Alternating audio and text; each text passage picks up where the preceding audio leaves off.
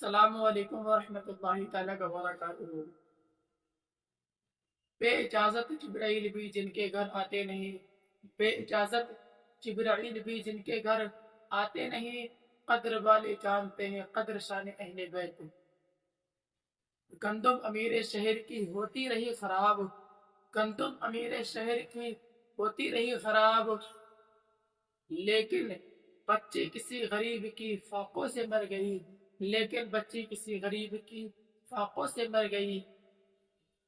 ایک مرتبہ کا واقعہ ہے کہ بغداد کے اندر قحط پڑ گیا، بغداد کے لوگ بغداد چھوڑ کر کسی دوسرے شہروں کی طرف جانے لگے، کوئی بخارا کی طرف چلا گیا، کوئی سمرقند کی طرف جانے لگا۔ سمرقند کی طرف جانے والوں میں ایک گھر ایسا بھی تھا جس میں ایک خاتون تھی، اس کی 3 بچیاں تھیں۔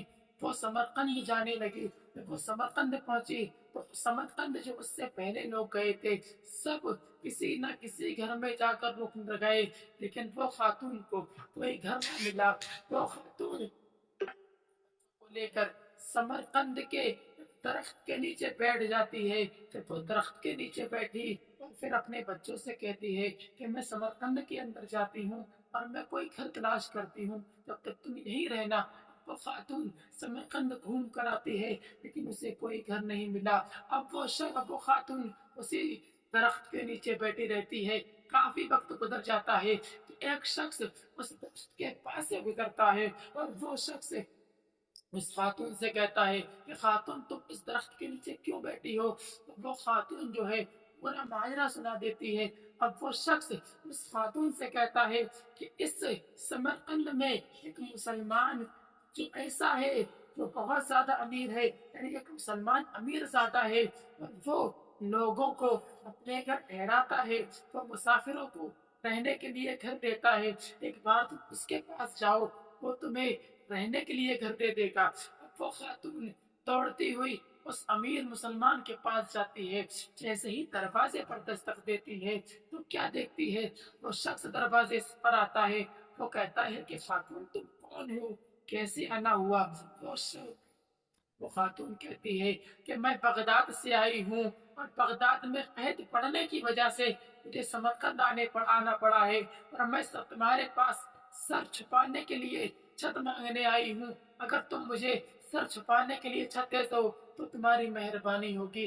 وہ شخص کہتا ہے جو مسلمان امیر زادہ ہے، وہ کہتا ہے کہ خاتون تم ہو کون؟ تو وہ کہتی ہے کہ میں سید زادی ہوں۔ جب وہ اتنا سنتا ہے کہ وہ سید زادی ہے تو وہ جو مسلمان امیر زادہ ہے وہ کہتا ہے کیا تم اس بات کا ثبوت دے سکتی ہو کہ تم سید زادی ہو؟ وہ خاتون جو سید زادی ہے وہ اپنی آنکھوں میں آنسو بھرتی ہے، اپنی ڈبل آنکھوں سے اس مسلمان سے کہتی ہے کہ میں تمہیں اس بات کا ثبوت تو نہیں دے سکتی، اور وہ یہ کہہ کے اس کے دروازے سے پلٹتی ہے۔ اور جب اپنے بچوں کی طرف جاتی ہے، بچے اپنی ماں کو دور سے آتا ہوا دیکھتے ہیں تو ان کی آنکھوں میں ایک حسرت بھری ایک نگاہ ہوتی ہے۔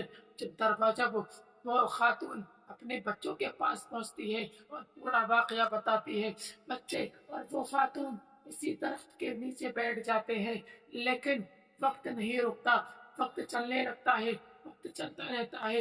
سمرقند کے آسمان پر کالا کالا جو آسمان ہے، کالے جو اندھیری چھا جاتی ہے، آسمان پر اندھیرا چھا جاتا ہے، آسمان پھر سمرقند کی گلیوں میں اندھیرا چھانے لگتا ہے، سمرقند کے ارد گرد بھی اندھیرا چھانے لگتا ہے، حتیٰ کہ تھوڑا اندھیرا چھا جاتا ہے اور وہ خاتون اور وہ اپنے بچوں کے ساتھ اسی درخت کے نیچے بیٹھی ہوتی ہے۔ اب اس درخت کے پاس سے ایک شخص اور گزرتا ہے، جب وہ اس اندھیری رات میں اس خاتون کو درخت کے پاس دیکھتا ہے تو وہ اس خاتون کے پاس جاتا ہے اور اس درخت کے نیچے بیٹھنے کی وجہ پوچھتا ہے۔ وہ خاتون پورا واقعہ سنا دیتی ہے۔ اب وہ شخص کہتا ہے کہ اس شہر میں ایک اور امیر زادہ ہے جو لوگوں کو اپنے گھر ٹھہراتا ہے، لوگوں کی مدد کرتا ہے، لیکن ایک کمی ہے، وہ مجوسی ہے، شاید تمہیں اپنے گھر ٹھہرائے یا نہ ٹھہرائے۔ لیکن یہ کہہ کر وہ جو شخص ہے وہ چلا جاتا ہے۔ اب وہ خاتون وہ سیدہ اسی کشمکش میں تھی، اس مجوسی کے پاس जाया जाए या ना जाया जाए, जाया जाए या न जाया जाए, इसी कश्मकश में थी, मरता क्या ना करता। डूबने वाले को एक तिनके का सहारा काफी होता है। वो खातून उस मजूसी की तरफ जाने का इरादा करती है, अपने बच्चों को अंधेरे पेड़ के नीचे ठहरा कर कहती है, बेटा जब तक मैं ना आ जाऊं तब तक यहाँ से हिलना मत। अब वो खातून उस मजूसी के दरवाजे पर पहुंचती है। जैसे ही दरवाजे पर दस्तक देती है, मजूसी दरवाजा खोलता है, वो क्या देखता है, एक खातून है, उसके दरवाजे पर खड़ी है। अब वो उस खातून से कहता है कि खातून, पहले तुम्हें कभी नहीं देखा, समरकंद की इतनी आबादी भी नहीं कि मैं किसी को ना जानता हूँ, ना तुम्हें समरकंद के बाजार में देखा। कौन हो, कहाँ से आना हुआ, कैसे आई हो?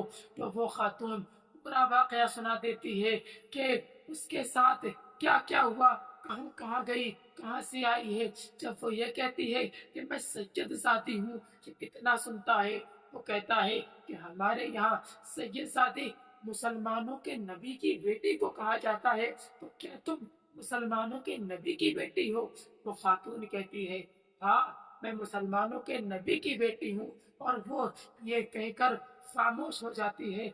वो शख्स कहता है कि ऐ खातून, तुम मेरे घर पर ठहर सकती हो, और मैं तुम्हें अपने घर न ठहराऊंगा तो फिर किसके घर ठहराऊंगा? आओ तुम मेरे घर पर आ जाओ, लेकिन मुझे तुम्हारे अदब करने के आदाब पता नहीं। अगर कोई कमी हो जाए, अगर कहीं गलती हो जाए तो मुझे माफ कर देना। वो खातून कहती है, ठीक है, लेकिन मेरे साथ मेरे बच्चे भी हैं। वो शख्स कहता है, जाओ तुम अपने बच्चों को लेकर के आओ, जब तक मैं तुम्हारा कमरा तैयार करवा देता हूँ।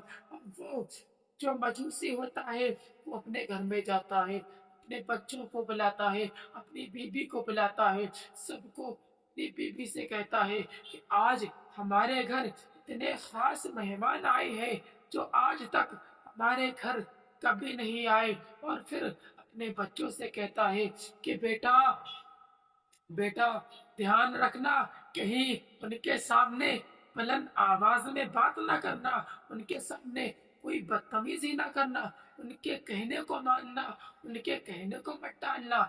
ये कहकर वो अपने बच्चों को नसीहत दे देता है। इधर वो सच्चे साथी अपने बच्चों को लेकर उसके घर में आ जाती है, ताकि वो जब खाना खाने के लिए बैठते हैं, वो मजूसी कहता है कि बहन, मेरे बर्तन इतने अच्छे नहीं कि मैं तुम्हें खाना खिला सकूं उनमें, लेकिन समरकंद का बाजार भी बंद हो चुका है तो मैं दूसरे बर्तन खरीद कर ला सकूं। अभी तो यही है, इसी में तुम खाना खा लो।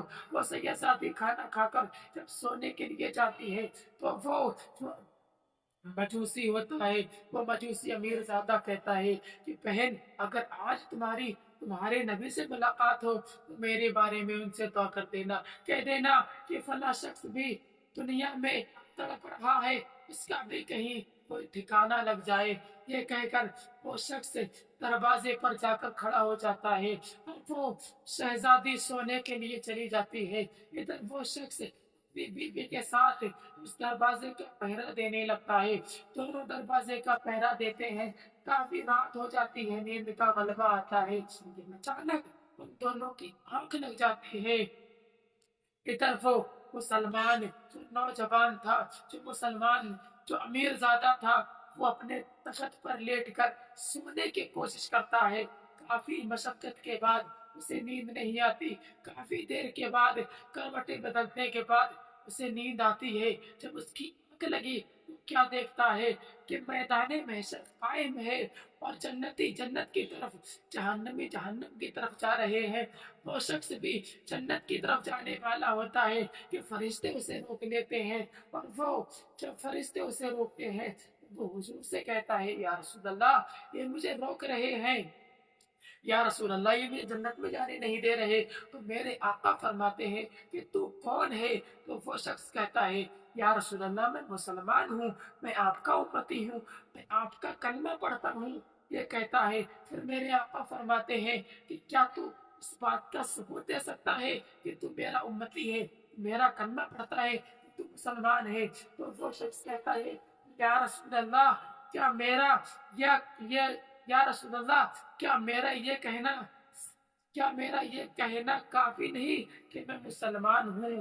اور وہ شخص جب اتنا کہتا ہے تو میرے آقا علیہ الصلوۃ والسلام فرماتے ہیں کہ میری شہزادی تیرے دروازے پر پہنچی تھی، اور جب تو نے اس سے پوچھا تھا کہ تو کون ہے، تو اس نے کہا تھا کہ میں امیر زادی ہوں، میں سید زادی ہوں، تو کیا اس کا یہ کہنا کہ وہ سید زادی ہے تیرے لیے کافی نہیں تھا؟ تو نے اس سے ثبوت مانگا، بس اتنا کہنا تھا۔ وہ شخص معاملہ سمجھ جاتا ہے۔ جہنم کے فرشتے اس کو گھسیٹ کر جب جہنم کی طرف دھکا دیتے ہیں تو کیا دیکھتا ہے؟ اپنے تخت سے زمین پر آ جاتا ہے۔ زمین پر جب آ کر گرا تو کیا دیکھتا ہے؟ اپنے گھر پر ہے۔ چاروں طرف دیکھتا ہے، اسے کچھ بھی نظر نہیں آتا۔ جب تھوڑی دیر اس کو اپنا سر پکڑ کر بیٹھتا ہے، پھر خواب کے بارے میں سوچتا ہے تو دیکھتا ہے کہ اس نے بہت بڑی غلطی کر دی۔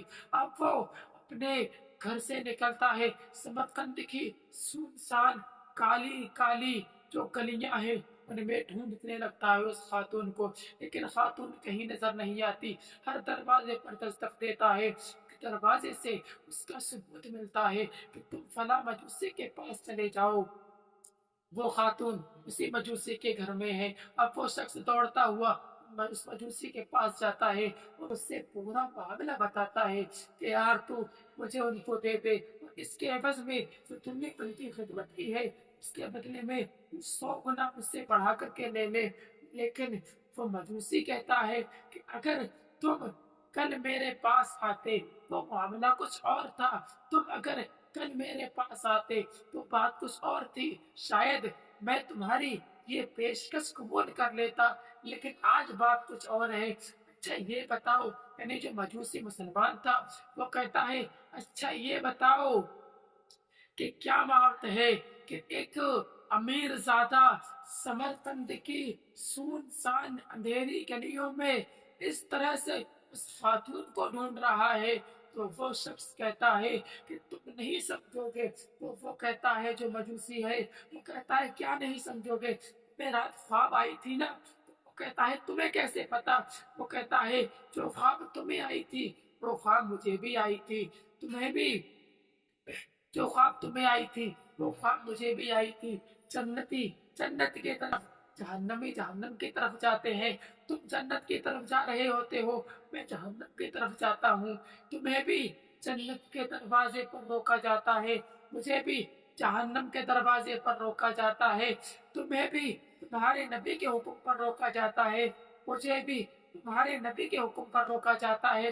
جب ہم دونوں تمہارے نبی کے پاس پہنچے تو تمہارے نبی نے اس شہزادی کے متعلق تم سے گفتگو کی تھی اور پوچھا تھا کیا تمہارے لیے اس کا یہ کہنا کہ وہ شہزادی ہے کافی نہیں تھا؟ اور پھر جب تم اس بات کا کوئی جواب نہیں دیتے ہو تو تمہیں جہنم کے فرشتے گھسیٹ کر لے جانے لگتے ہیں۔ مجھ سے تمہارے نبی نے کہا تھا کہ اے بندے، تو نے میری بیٹی میری شہزادی کو اپنے گھر پر بغیر کسی ثبوت کے ٹھہرایا، اس وجہ سے اللہ نے تجھے معاف کر دیا۔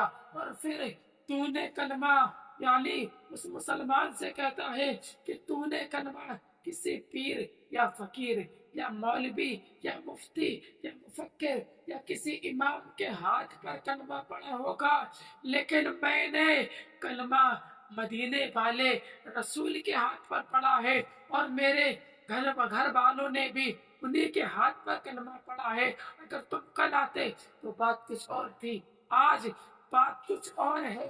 کل شاید میں تمہاری یہ پیشکش قبول کر لیتا، لیکن آج بات کچھ اور ہے۔